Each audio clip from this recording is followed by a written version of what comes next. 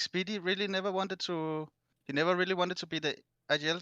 I don't know if he's gonna evolve into the player we want, but like for me, it's like he has the whole package. Just it's too strong no matter what. I think.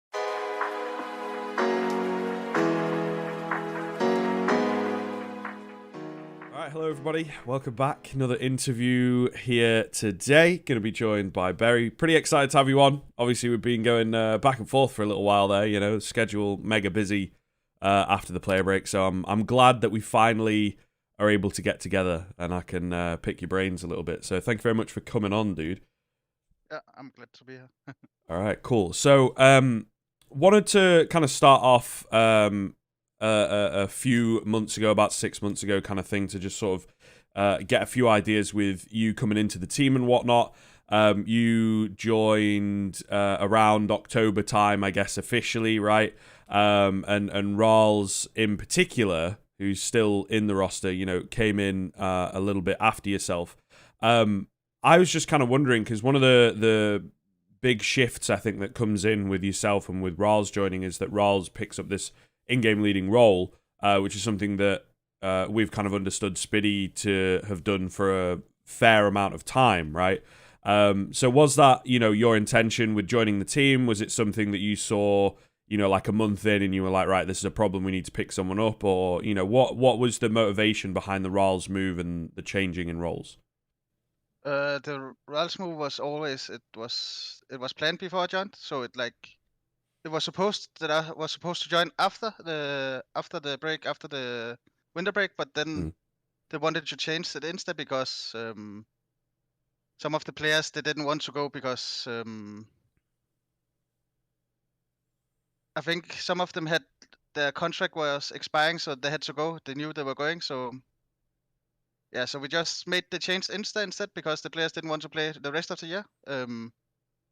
Yeah, so I would say the plan, the Raalz change was there from the start, but it was actually planned before, yeah, first after Christmas. Right. But, okay. Yeah. Fair enough. And yeah, it was go the ahead. thing like we could also have started with me at Christmas, but Raalz didn't want to start without me because he felt like he needed me to do it. Yeah. And was it kind of always the intention with him joining to slot him into that leading role? Because I think it's kind of, you know, interesting to see Spiddy coming out of his shell a little bit more, you know, since that kind of change and actually playing some really good Counter-Strike, you know. So I don't know, was that the intention from the get-go or not? I don't think it was the intention, but I think Speedy really never wanted to. He never really wanted to be the IGL. It's just something he had to do because there was no one else to do it. So I think when he had the chance, he gave it away as fast as he could. And I think the intention about Raalz calling is just something he wanted to try, and then yeah, it happened, and then he had the chance to get me. So I think yeah, everything was good for him to try it. Yeah, fair. I think, like I say, it definitely looks like it's kind of worked out pretty well. You know, the shift to let Spiddy have a bit more freedom, I suppose, is a lot more fun to watch. You know, than the way he was playing previously. I think it definitely seemed to take a bit of a toll. And obviously, there was kind of a time where I think Sprout a couple of years ago maybe struggled to close out the bigger matches, as it were. You know. So maybe that's certainly something that there's kind of a reluctance there from Spiddy, in a way. So the next thing that I wanted to talk about was Staehr. We kind of touched on a little bit beforehand before we got in. That is the way that you go about it. But yeah, obviously you played with him in the Opera team that turned a few heads and whatnot. You know, in the qualifiers and everything for the last major. Very young player alongside Marix, right? Which we'll kind of move on and touch on, you know, integrating those young players. But I wanted to just kind of ask, you know, with Staehr, what is it that you kind of see in him? Obviously, you've played with him a little bit before. Some moves happen within Sprout, and you know he seems like a logical choice for yourself. You know, what is it that you like about this guy? I just thought when we played in Opa, he was he had the aim. He was taking a lot of responsibility in the team. So for me, it was like I thought if he have even better players around him, he would talk a lot more and he would start to do a lot more. So yeah, yeah. I just think he has the whole package to be. Yeah, I think he will. I don't know if he's gonna evolve into the player we want, but like for me, it's like he has the whole package. He just has need to learn how to use everything. Mm. And we are trying to work on that right now. But yeah, It's good to hear from a young player though, eh? That you know you've already got a fair amount that you're happy with, kind of thing, and maybe just building up a little bit more experience. But yeah, let's kind of touch on that. How you know, do you go about integrating these younger players into the system? Because obviously we have a shift with the leadership a few months ago. Did you decide with a couple new players coming in that it's like, right, let's start to build something a bit different, or you're going to fill in the roles of the people that you're replacing? You know, what's kind of the logic with bringing in these two young guns, as it were? in the start, it was actually we planned like, okay, we're gonna see what happens the next couple of months. We'll work them in slowly, get them feel comfortable. But then we got these not invites, but I think it was, who was it? I cannot remember the teams who dropped out, but we got Katowice and we got ProLeague out of nowhere. And it's like, then we had to change like, now we really need to become a lot better. But in the start, it was just, we tried to make them feel comfortable. And now it's more like, now I don't know how to say it exactly, but what the word is, I cannot, I have it in Danish, but it's, yeah. What is, it's so annoying. It is. It is. I mean, I know barely any Danish, so you know you're all good. But we try to talk every day about how the other guys played. Of course, we don't want them exactly to play like the other guys played, but we try to kind of let them play, get them to play like them, and then we watch every game. It's just they get a lot of help. That's how we try to integrate them. So it's not like you do it with the rest of guys, but it's just you use a lot more work on these guys because they still need the experience. Yeah, for sure. And I mean, you know, you guys have had, as you kind of touched on, and you're about to get a fair amount of experience. I think, you know, Katowice playing, it's a little rough, it's a little cutthroat for sure, but it doesn't go as planned. I suppose for you guys, you know, obviously it would have been nice to kind of continue on in the tournament. From a coaching perspective, let's say, and that's the first big outing for some of these players and for the team in general. What are some of the things that you have taken away from Katowice that you are now looking to apply to ProLeague? Because, you know, as of recording for people watching, you guys are getting kicked off tomorrow with that. So what are some of the things that you take away from Katowice? We had some of the preparation was bad. We learned from that, and it's just, I think the preparation was the thing we learned the most about. But also it was, I think it's really good for us, no matter how like we see this tournament as, it's bad to say, but it's kind of a preparation for the RMR. It's like this tournament, we don't really like, people don't expect us to win anything, so like we take this as, it's really good experience for us to go further into the year. Yeah, it's just every big event we just use it as to getting a lot of experience because of the newer players, the inexperienced players. Sure. And what does, you know, your first game is against Vitality, for example, you know, don't want to get you to go too deep into it, obviously, but what does the kind of preparation cycle look like? You know, are you focusing on your own game and building the players up and getting them experience, or are you looking to a game against Vitality, you know, super prepared for them specifically and anti-stratting and that kind of thing?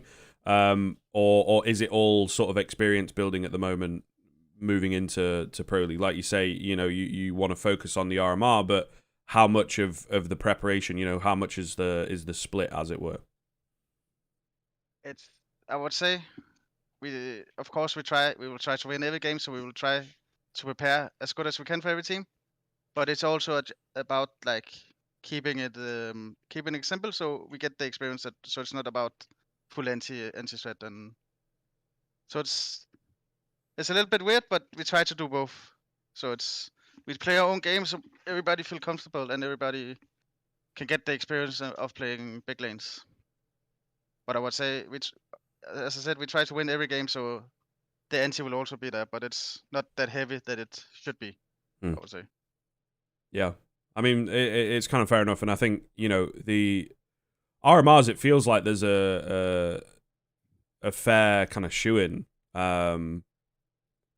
for where that's placed at the moment. Like there's obviously a couple of them. You got the CIS teams involved.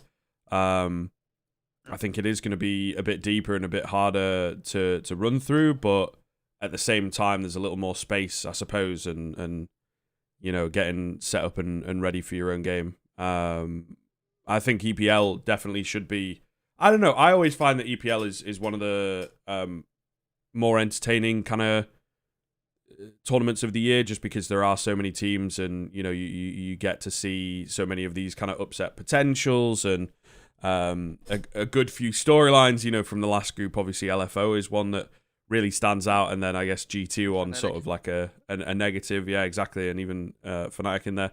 So I think that Pro League is a lot of fun to watch. I don't know. Do you like the way that this format works? You get to play like a few more games than in bigger tournaments and whatnot. Is that something you're a fan of? For us, it's perfect. Like we get 5 games against really good teams, against Tier 1 teams, and it's perfect for us where we are right now. So I think for upcoming teams, it's perfect, and it should also be good for the good teams. So like when you look at it, they should go through every time, right? Because they have so many chances to not like they can lose one game against the underdog team, but it shouldn't happen more. But sometimes you can see, like you said, in the last group, it can happen. But yeah. Yeah, I don't know. I think that just kind of skimming across the group. I feel that Furia may be a little bit vulnerable at the moment. Ents, certainly a chance there. I guess it's a difficult question to ask, maybe, but on a bit more of a realistic level, do you see yourself beating teams like Furia, like Ents? Do you think you have a good chance against some of the more vulnerable members of this group? I think I would always say we have a good chance, but realistic, if you look at it realistic, people will not maybe not say we have that good of a chance, but I think against every team we can, like if we play the best level, I'm pretty sure we can beat every team on some of the maps. So if we get the right maps, and if we get the right veto, we can beat most of them, I think. But it's about the veto, I would say. Okay, and that's kind of an interesting area to zoom in on a little bit more. At the kind of tier 2 level, pretty much everybody, I think, only has like the one permaban. Where do you feel like the map pool is at the moment? It's obviously very healthy that everyone's able to play, but is there maybe a change that you'd want to see? Is there a map that you're getting a bit sick and tired of working on? What are your thoughts on the map pool at the minute? I think it would be healthy with a change, but I don't know exactly what map. I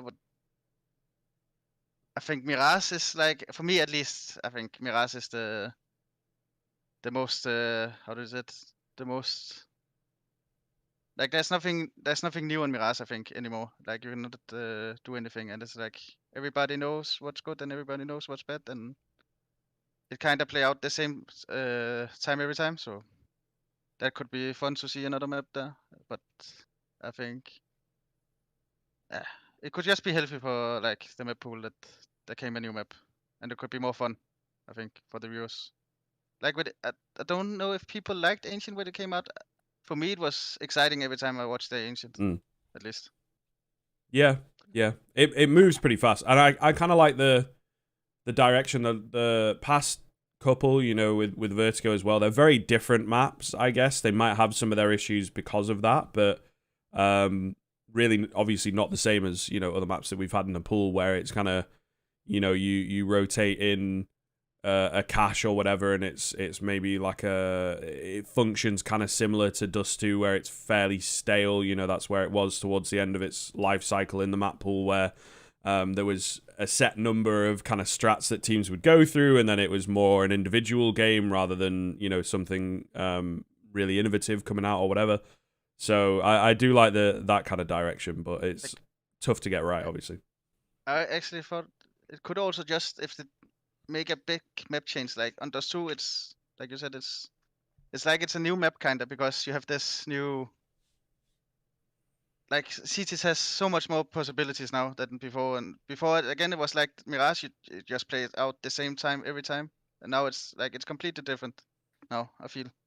And maybe you don't need to change the map pool. Maybe it's just about changing the map instead. Very true. Yeah. I think it'd be cool to see a little bit more. Valve have definitely been more active, I suppose, but sometimes some of the changes, I feel like, the M4 at the minute, for example, is kind of ridiculous.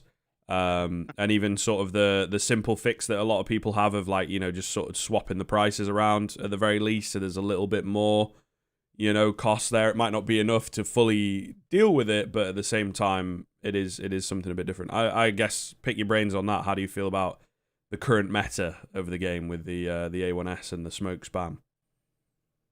It's just too strong. I don't know. I don't know if it would change that you made the price more expensive. It would change. It's too strong no matter what. I think at least maybe if they had the orc price, it would be better. But it's just too strong. Like the only thing that would change if you make it more expensive would be that you couldn't buy it on the second round in CT side if you get 3 kills. I think that's the only thing that changes. But like it would still be too strong. So for me, it should be more balanced. Like it should get nerfed a little bit and be like, so you actually had to decide if you're gonna what M4 you're gonna go for instead of just picking the silence all the time. Yeah. I think that's definitely the damage is kind of one thing, but the lack of traces is pretty massive. But it's also I think everybody can use this gun. It's so easy to control. Also. Yeah, very true. A little less of a skill ceiling to it. So yeah, I don't know. It's always kind of interesting to get our metas, and I'm sure we'll look back maybe in a few years and kind of tot up what was stronger, the Org or the Krieg or the A1S. I think it would for sure always be the Krieg. Yeah, I think so too. Yeah. The weapon was just ridiculous. Yeah. But there'll be arguments, there'll be people who and whatnot. But yeah, I don't know. I think that it's kind of nice. They and they hit a balance in some areas. I think the pistols at the moment are relatively balanced. The Deagle's still kind of strong, but only if you are hitting the headshots really, which is kind of where it should be. And obviously it's a bit more of a spend as well, I guess. So yeah, I think the pistols are pretty healthy, but the A1S is definitely ridiculous.